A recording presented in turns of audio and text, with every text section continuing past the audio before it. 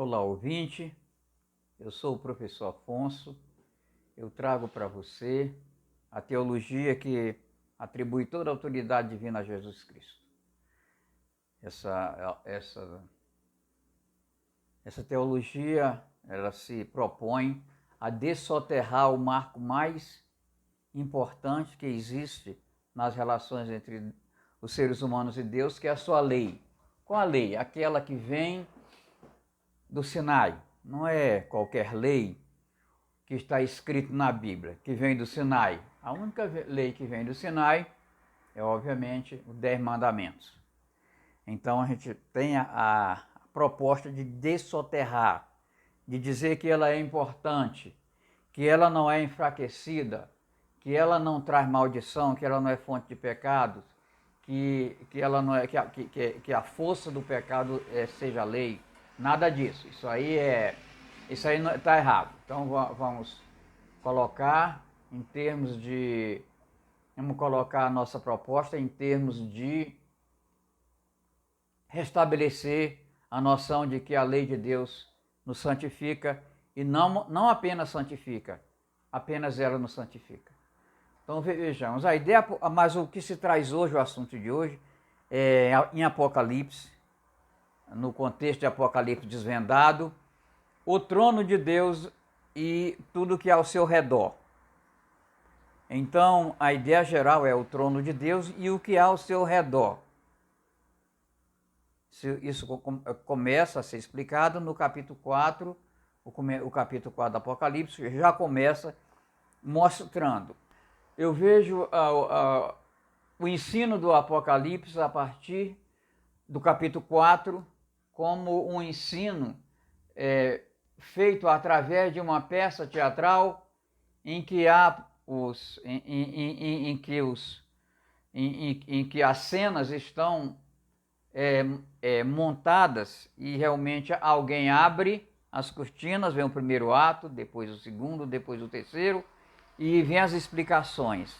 Então eu creio que esse tipo de explicação ela é muito didática. O papel do teatro é exatamente esse: passar a mensagem através de atos bem montados, lógicos e coerentes, para que as pessoas possam compreender. Então vejamos só. Um dos pontos que eu acho muito importante aqui na minha argumentação, eu falo sempre, é a questão mitológica. Aqui a gente vai tratar da questão mitológica que existe na Bíblia. A questão mitológica ela é muito importante. Por quê? Porque as doutrinas cristãs elas procuram nos ensinar, cristãs paulinas obviamente, procuram nos ensinar a história sagrada a partir de uma perspectiva muito nova. Não pode haver mito se baseia em história. Qual é o ponto forte da doutrina cristã paulina? É que tudo se baseia em história, como se houvesse um museu museu cristão, em que lá se encontra a certidão de nascimento de Adão. Então é uma proposta muito difícil, quer dizer, de se aceitar, né, de se entender. Então vejamos só. Qual o cenário mitológico análogo a este? Quer dizer, a este qual? A este ou o que segue? Eu vou fazer a leitura. Depois dessas coisas, olhei e diante de mim estava uma porta no céu. A voz que eu tinha ouvido no princípio falando comigo, como trombeta, disse: suba para cá e lhe mostrarei o que deve acontecer depois dessas coisas. Então vejamos só.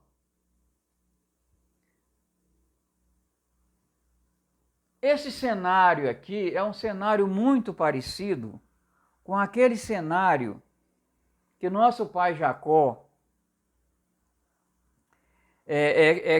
que nosso pai Jacó se deparou com ele em Gênesis 28:12 a 17, que eu costumo mostrar como sendo a experiência de Jacó, ou seja, ele começou o seu relacionamento com Deus a partir daquela experiência.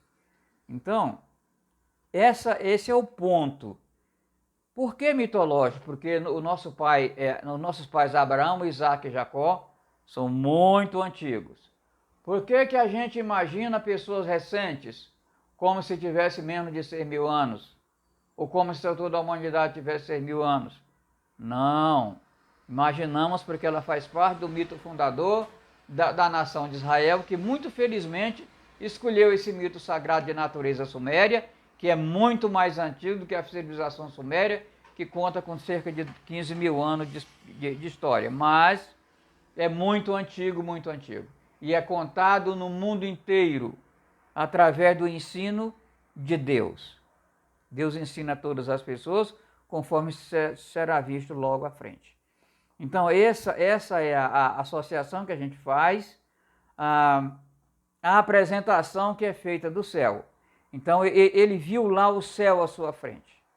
Jacó viu o céu lá à sua frente, né? Ele viu lá à sua frente, ele viu o céu.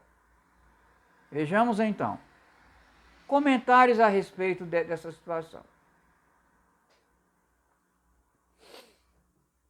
Então, há uma porta, o autor descreve que há uma porta aberta no céu, que dá acesso ao teatro circular, quer dizer, aquele teatro circular, por quê? Porque todas as coisas, a gente percebe que elas estão dispostas em círculo. A gente percebe que todas as coisas estão dispostas em círculo.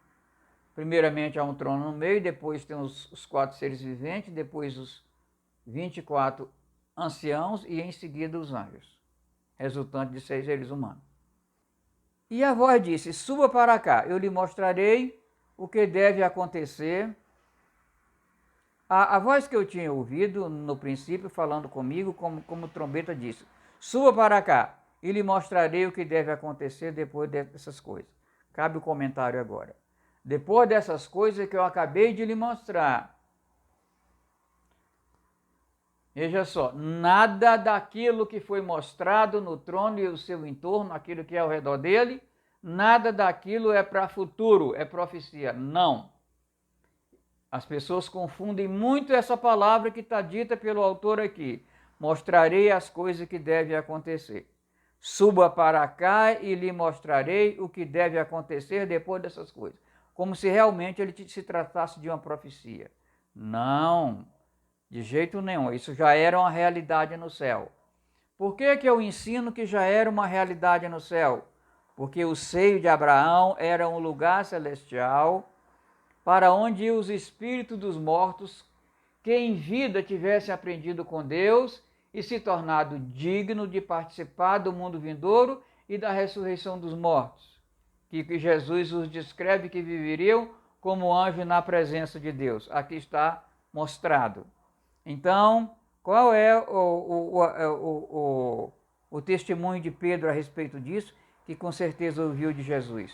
Pois também Cristo sofreu pelos pecados uma vez por todas, o justo pelos injustos, para conduzir-nos a Deus. Ele foi morto no corpo, mas vivificado pelo Espírito, no qual também pregou aos espíritos em prisão.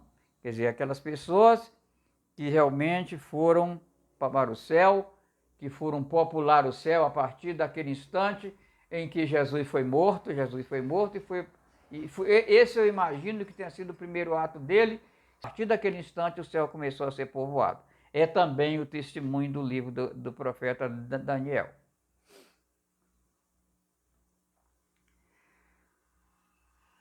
Outra coisa, tem uma leitura aqui abaixo que diz o seguinte: imediatamente me vi tomado pelo Espírito, e diante de mim estava um trono no céu, e nele estava sentado alguém. Quem era esse alguém? Deus de Deus, o Santíssimo e a testemunha fiel. Então, por que essas 3 denominações para Jesus Cristo? Porque antes da encarnação, Jesus Cristo era Deus de Deus. Depois da encarnação, depois que ele foi morto, ele continuou sendo Deus de Deus. durante a encarnação também, mas ele recebeu nomes. Ele recebeu nome ao longo desse tempo. Ele foi chamado por Daniel o Santíssimo. E aqui no livro de Apocalipse, a testemunha fiel. Então era essa referência ao que está sentado no trono. Aquele que estava assentado era de aspectos semelhante a jaspe e a sardônia. Um arco-íris parecendo uma esmeralda circundava o trono. Vamos ver como é que é isso aqui. Vamos ver como é que é isso aqui. Que comentário pode-se fazer a respeito disso aqui a partir dos recursos que se tem disponíveis a partir do desvendamento de Apocalipse e de Daniel? Primeiro lugar que eu posso dizer para você, quer dizer, aquele que estava sentado era de aspectos semelhante a jaspe e sardônia. Aspecto semelhante quer dizer o quê? Não era pedra, não era matéria, não era nada. Era teofania. É do mesmo jeito, um arco-íris parecendo também o aspecto de teofania. Tudo que se trata no livro de Apocalipse, a gente vai entender que toda aquela aparência humana vai ser, quer dizer, é algo representado em teofania, que é uma linguagem espiritual para que Deus se torne, Deus e seus elementos, e a sua linguagem para conversar conosco se torne algo compreensível, visível e audível. A interpretação tradicional a respeito do trono, essa situação toda que está sendo mostrada aqui agora, essa representação toda aqui, não é uma coisa que traga muita divergência. Não, o que traz muita divergência é aquela parte que foi editada. Conforme eu disse para você, o livro do Apocalipse foi editado e não está fechado. Em revelação divina, o Senhor me disse que o livro foi editado. Isso não parece ser lá uma grande informação, considerando que o livro é difícil e não é pequeno, 22 capítulos. Então, o que acontece? Lá no comecinho, nos primeiros 2 versículos, um ser humano está apresentando o livro como contendo a palavra de Deus e o testemunho de Jesus Cristo. E lá no finalzinho, no capítulo 22, Jesus se apresenta e diz: eu trouxe esse testemunho concernente às igrejas. Se eu não me engano, esse versículo é 22, 17. Então, o que acontece? Jesus trouxe apenas um testemunho que é para ser descrito, ensinado, ele apresentou da maneira mais didática possível. E não é aceito qualquer outra interpretação, qualquer coisa que possa enriquecer essa mensagem. Então, essa questão de dizer, olha, essa mensagem ela está enriquecida, complementada, corroborada com essa ou aquela referência bíblica que foi entendida por alguém que interpretou e trouxe para cá. De jeito nenhum. De jeito nenhum.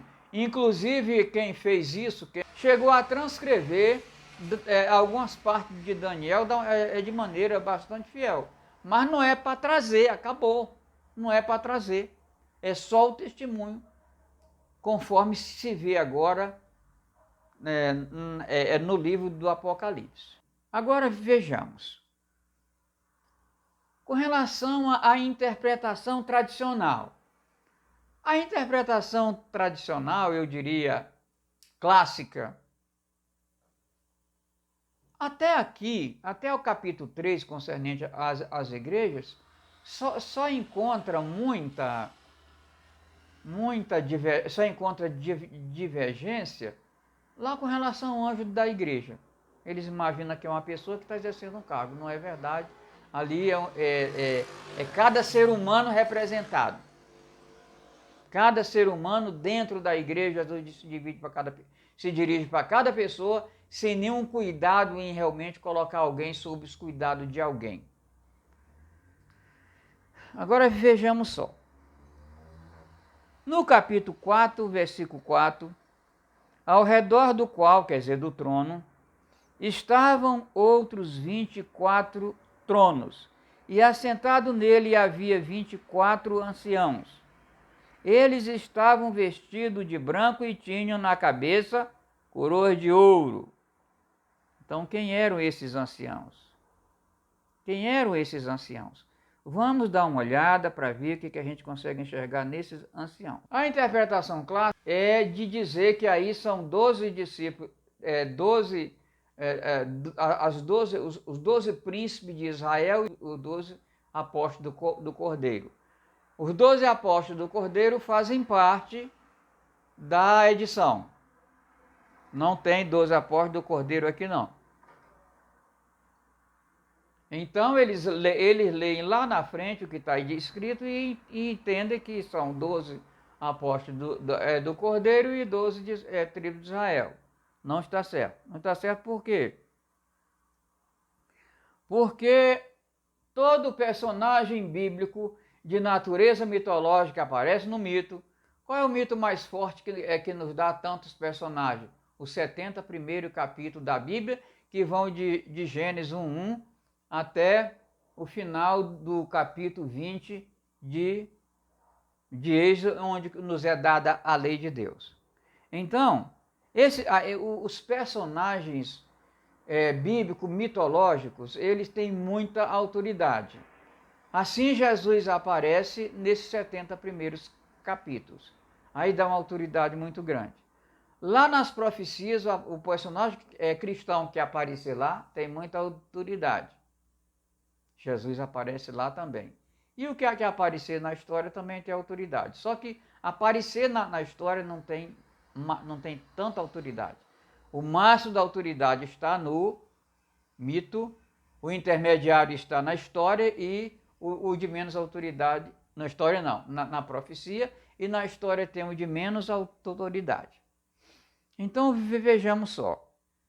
Quem são esses 24 anciãos? Isso aqui é muito importante. Se você entender isso aqui, a sua percepção do mundo vai mudar completamente. Vai mudar completamente. Então, 24 anciãos aqui são 12 de Ismael e 12 de Israel. Eu pergunto para você, isso está lá no 70 primeiro capítulo da Bíblia, tá? Existe 12 príncipes de Ismael e 12 de Israel. Qual é que é mais populosa? A descendência de Israel ou de Ismael? Óbvio que é de Ismael. Israel é apenas uma naçãozinha. E Ismael representa o resto. Qual é a evidência que a gente tem de uma lógica bíblica absoluta? Perceba que quando José foi vendido, ele foi vendido para quem? Ele foi vendido para uma civilização ismaelita. Ou seja, Ismael não era mais apenas uma família, como era a família de Israel. Israel estava lá com seus filhos, José era um deles, um desses príncipes. Agora Ismael não. Aquela tribo que veio, inclusive comprou José, é uma tribo muito antiga, já povoava um espaço muito grande e, obviamente, é muito mais numerosa e muito mais antiga. É o que a gente tem na realidade. Quando Israel adotou o mito fundador para a sua nação, Deus já ensinava a todas as pessoas desde Adão. Agora, as cartas do apóstolo Paulo, numa infinita crueldade, não por ele mesmo, mas é por quem a adulterou, a distorceu, conforme atestam Pedro, Tiago e os demais, de certa maneira, também entram em polvorosa e registro. Então, o que acontece? O que acontece é que as pessoas costumam dizer o seguinte: não, a salvação vai começar, o céu vai ser populado apenas com essa descendência. A descendência de Israel, a descendência de Ismael e de Esaú, isso foi toda para o inferno. Por que eles dizem isso? Porque quem orientou, o mentor da adulteração das cartas do apóstolo Paulo, está muito bem descrita lá em Daniel 9:27. Mas é alguém que obviamente vai ser abatido, destronado, retirada toda a autoridade, sem esforço da mão humana. Então, o ensino cristão passa por aí. Vai todo mundo para o inferno. Mas por que vai todo mundo para o inferno? Será que Deus criou o ser humano para o inferno? Eu imagino que não, eu tenho certeza que não. Mas é o que nos é ensinado. Nos é ensinado, e como verdade absoluta. Como verdade absoluta. Como o cristianismo é uma religião messiânica, a pessoa diz, olha, dobre-se diante da autoridade do apóstolo Paulo toda a terra. Só que não está acontecendo. Por que a interpretação clássica é tão limitada? Por que se pode dizer que é limitada? Porque simplesmente ela limita a salvação para ser atingida, a população do céu, a dignidade de realmente fazer parte do mundo vindouro e da ressurreição dos mortos, que seja uma coisa apenas para alguns participantes. Que não seja uma coisa que realmente esteja acessível à descendência de Ismael. Quer dizer, o resto da humanidade é impressionante como eles dizem. Não importa o quanto um indígena isolado ou qualquer outra pessoa isolada em qualquer parte do mundo, não importa o que faça, o que deixa de fazer, nada. Pelo simples fato de ser indígena ou pessoa isolada em relação ao Evangelho de Jesus Cristo, esse aqui que a gente conhece, essa pessoa está no inferno. Ensinam isso? Ensinam. E se zangam se você não aceitar. Porque é verdade absoluta que provém, que depreende das cartas distorcidas do apóstolo Paulo. Então esse é um problema sério. Isso coloca muita limitação na cosmovisão cristã. Por quê? Porque é terrível. Parece que é a religião da danação e não da salvação. É tudo contrário ao que Jesus ensina.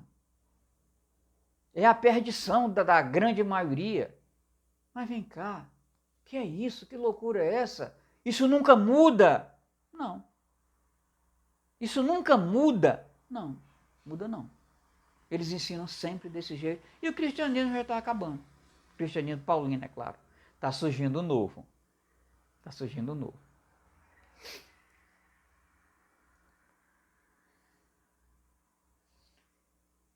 Isso é preciso que a gente entenda. Como é que a gente vai imaginar que a descendência de Esaú toda, olha só a surpresa que Esaú nos traz. Olha a surpresa que Esaú nos traz.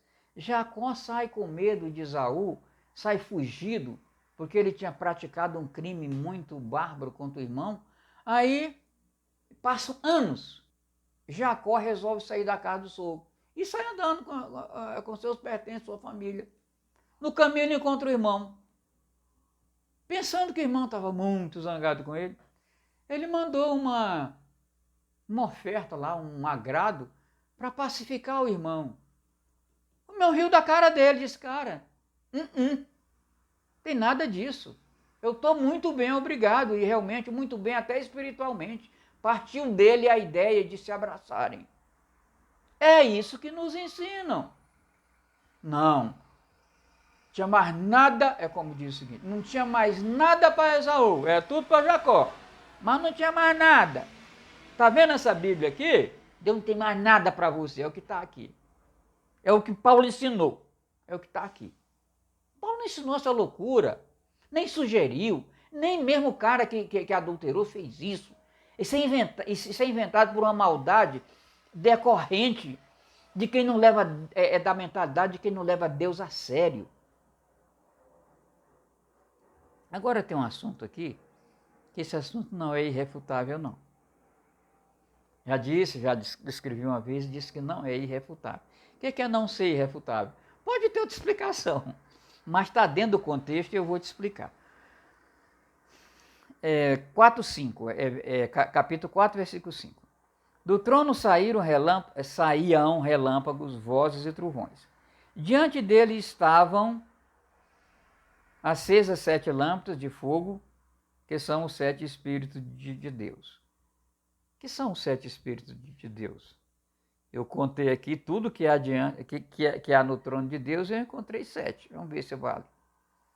Cordeiro, um espírito. Por que Cordeiro é um espírito?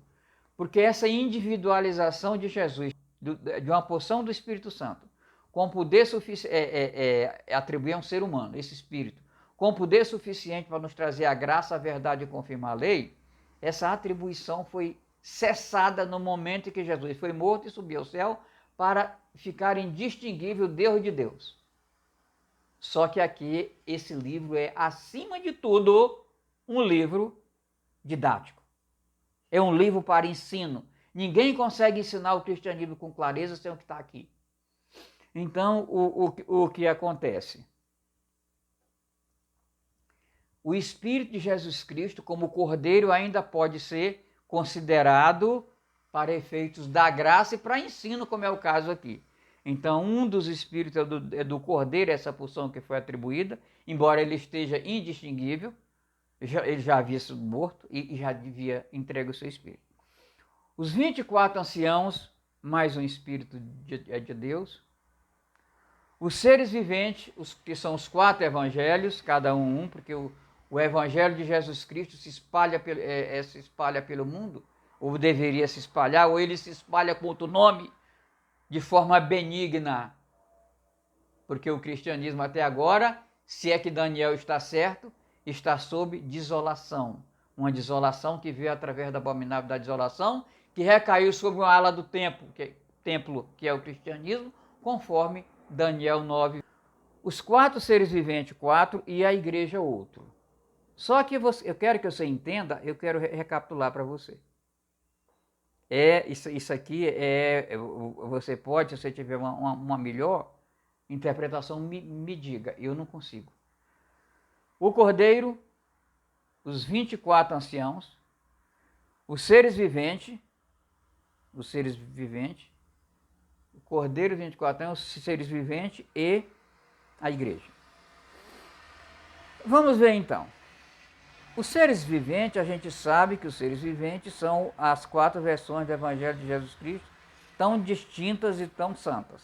E a igreja é aquilo que a gente chama a igreja no contexto de cristianismo, mas é a reunião de todas aquelas pessoas que provêm do seio de Abraão, mas aquelas que com o nome de igreja cristã ou não, que aprendam com Deus, conforme Jesus ensina. Esses aí vão estar lá em Apocalipse 5, 11, 12, como a gente vai ver ainda hoje.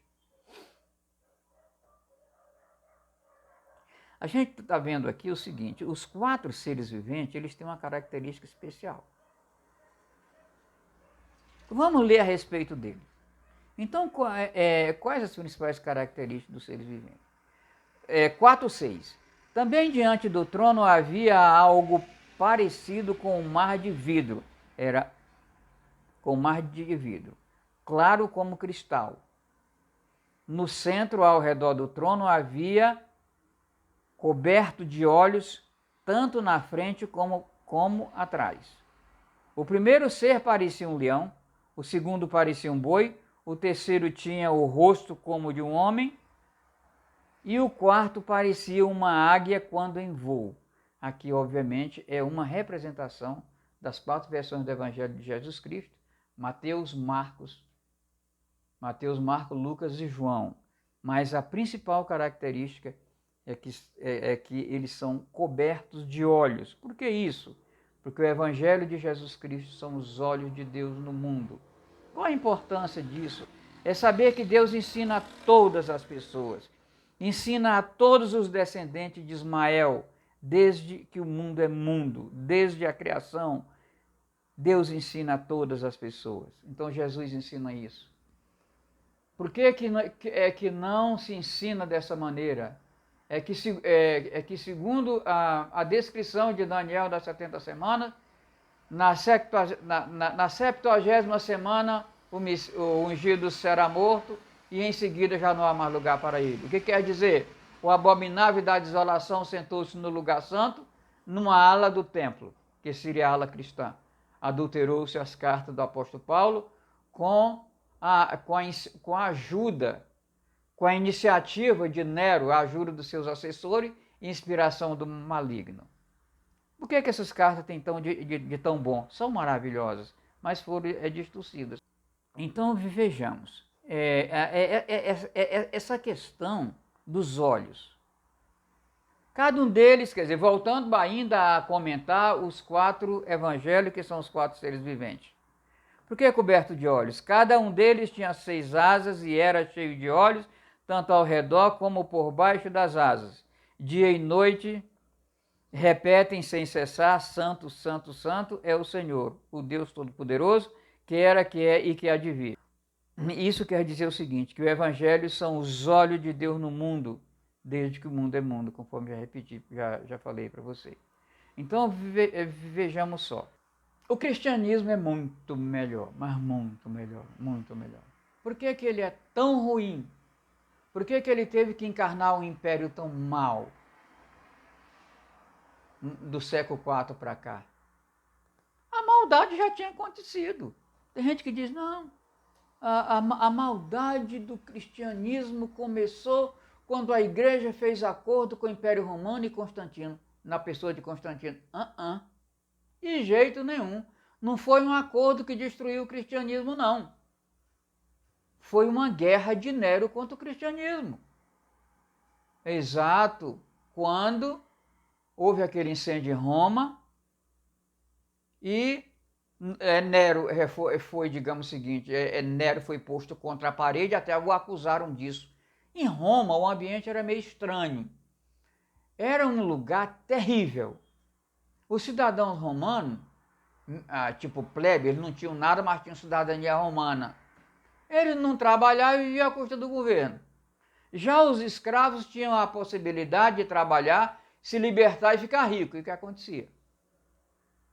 Então, essa plebe, eles se sentiam muito mal, porque dependia do governo, e houve um incêndio de dimensões absurdas em Roma no tempo de Nero. Aí eles acusaram Nero, até porque naquele tempo a pessoa podia não ter o que comer, como era o caso da grande maioria do pessoal da plebe. Ele dependia do pão do governo.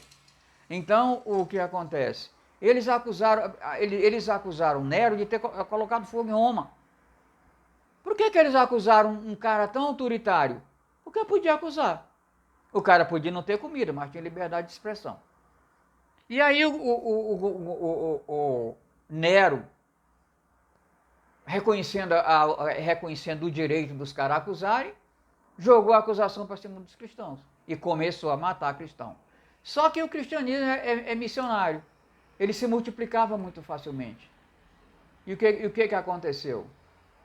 Adulteraram a única literatura que existia naquela época, que era a carta de Paulo aos Romanos, 1ª e 2ª aos Coríntios e aos Gálatas. O que essas cartas fazem? Elas arrebentam com a lei de Deus. Só para começar, a lei de Deus, ela vamos nos livrar. Quem está em Cristo Jesus não precisa mais da lei de Deus, que são os 10 mandamentos. Ela é enfraquecida. E Paulo mostra lá nas suas cartas exatamente o contrário, tal como em Romanos 7, de 13 a 26. Desafortunado o homem que sou, eu amo a lei, mas o bem que eu quero eu não faço, mas o mal que eu não quero isso faço. Ou seja, ele mostrou naquela parte ali que foi adulterado. Tudo que se fala contra a lei não é dele. Agora vejamos só. O ambiente em Roma era esse. Não foi o acordo com Constantino que criou o catolicismo, não. Não foi esse o problema. Quando o cristianismo chegou a Constantino, praticamente, eu diria, 3 séculos inteiros, que as cartas de Paulo já causavam dano ao cristianismo. Então, já vinha causando prejuízo Por que que esses prejuízos não eram tão grandes? Porque a outra igreja, do outro evangelho, chamada Igreja Petrina, que era considerada uma ideia contrária à igreja, à doutrina paulina, ela crescia muito, porque ela era legalista e moralista. Ela aceitava, pregava e santificava a lei moral de Deus, que são os 10 mandamentos. Vejamos então. Existe uma harmonia entre os 24 anciãos e os 4 seres viventes. Vamos ler a partir do 9.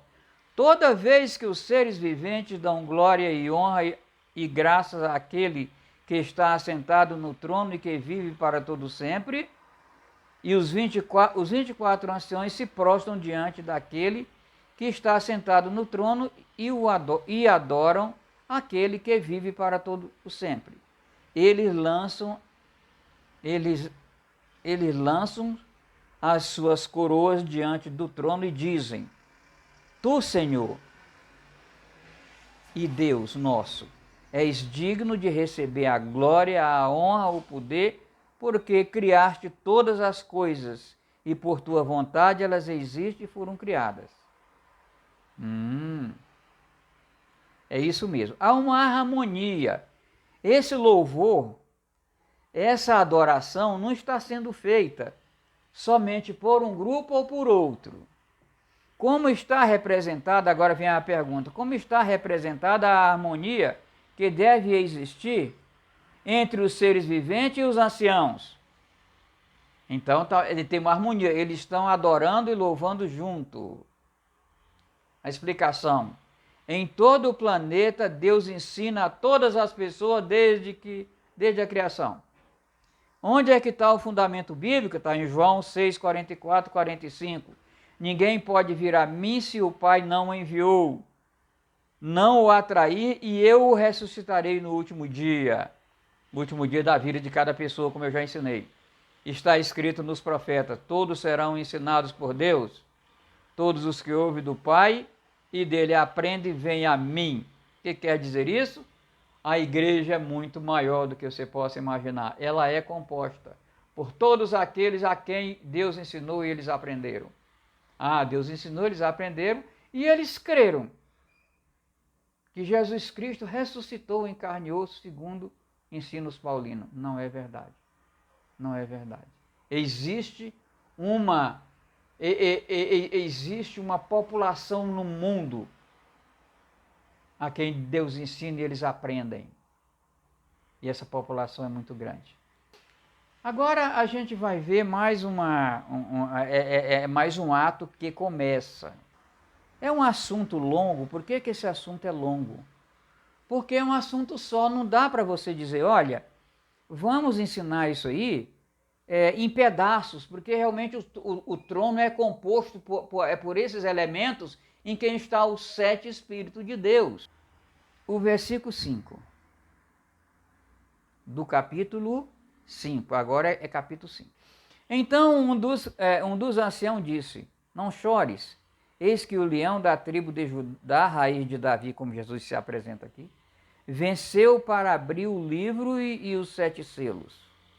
Então vi um cordeiro que parecia ter estado morto, de pé no centro do trono, cercado pelos 4 seres viventes e pelos anciãos. Não saiu do local que lhe pertence, o trono.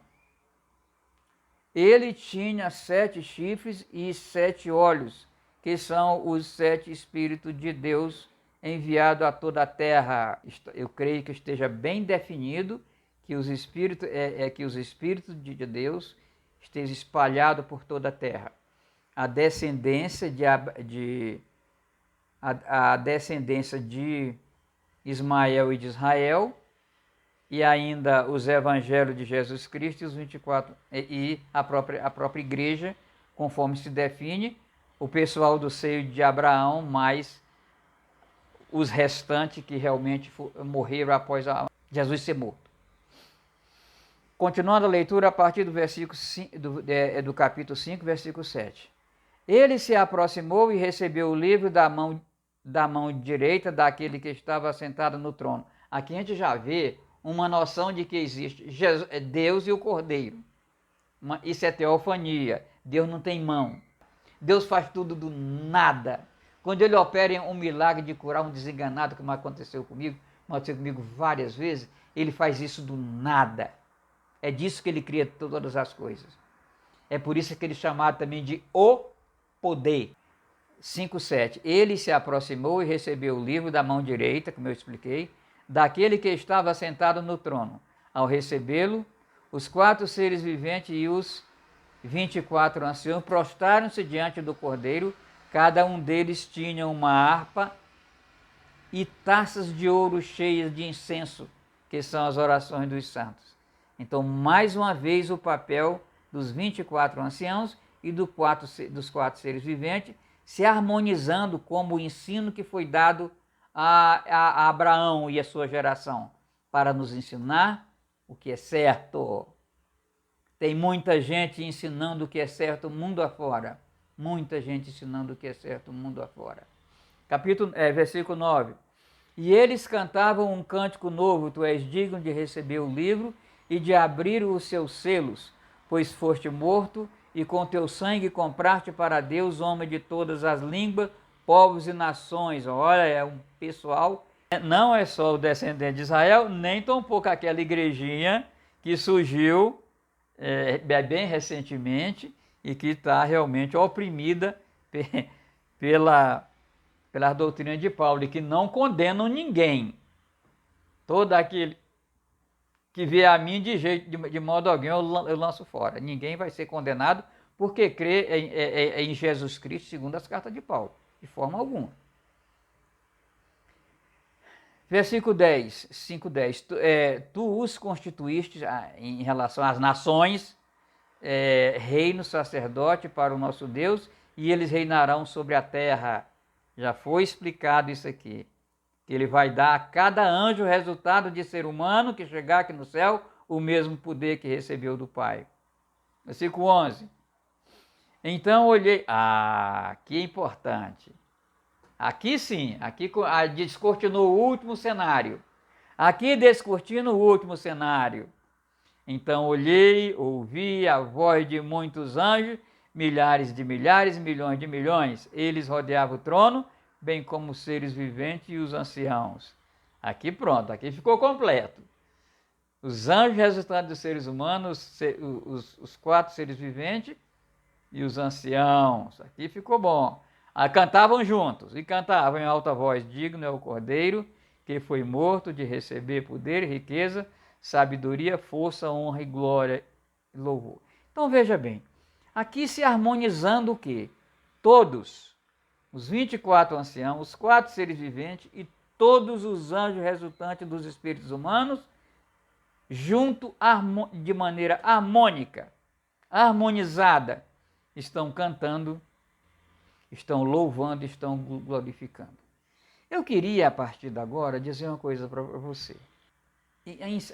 Neste momento, a gente encerra tudo aquilo que pode ser visto e tem o Espírito de Deus ao redor do trono. Tudo aqui pode ser, tudo aqui pode ser considerado, como diz, uma visão completa do trono de Deus como uma ideia geral.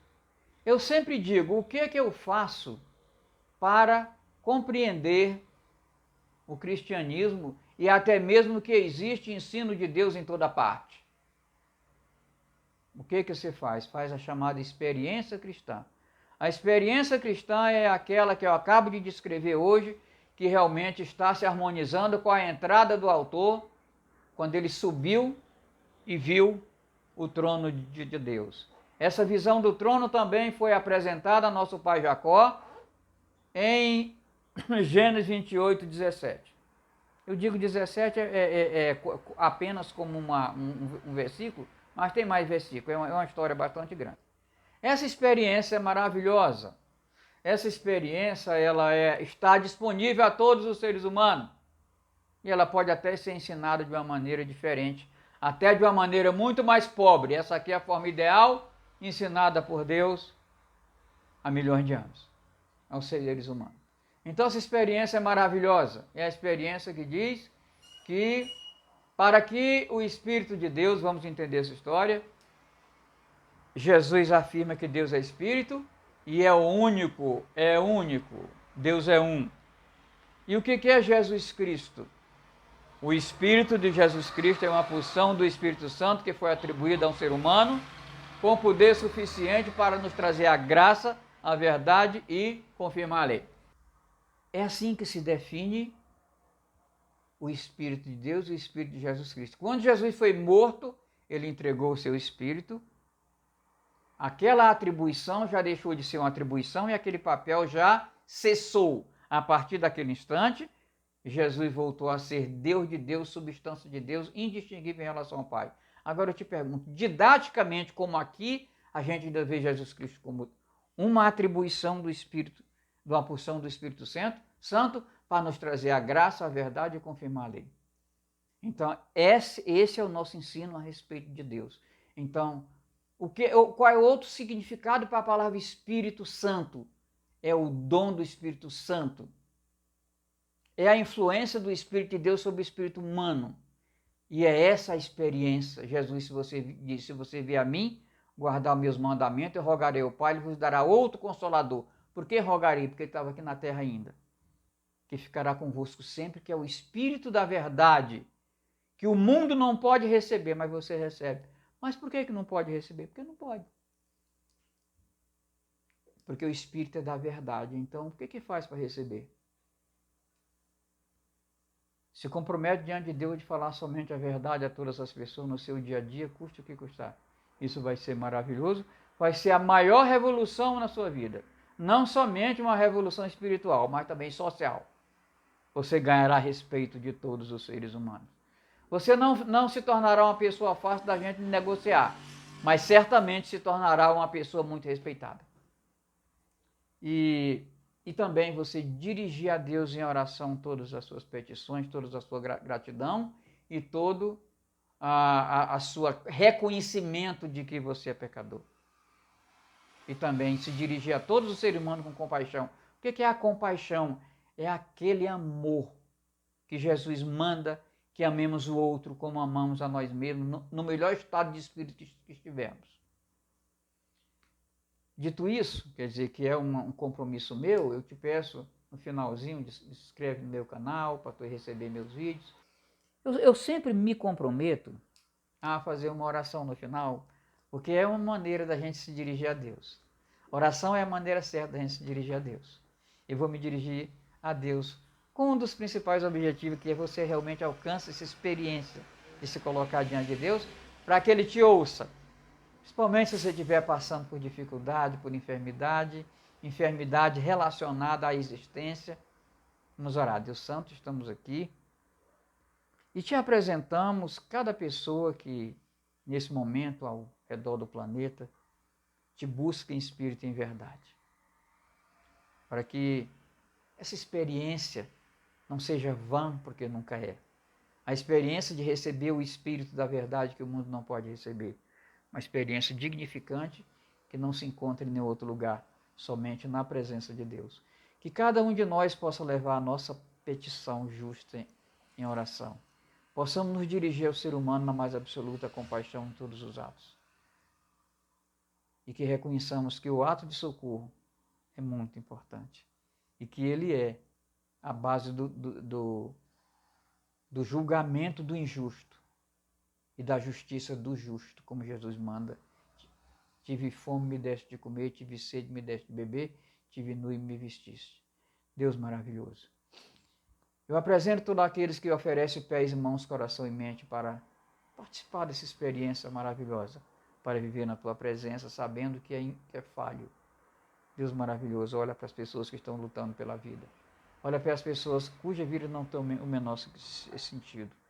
Olha para cada um, atende a oração de cada um, por menor que seja a fé. Deus, tu tem me ouvido tantas vezes, mas nem sempre. E não é para ser assim. Muito obrigado por isso, Senhor. Deus Santo. Mas venha ouvir mais uma vez. Olha para a oração, olha para a prece, olha para a vida de cada uma dessas pessoas.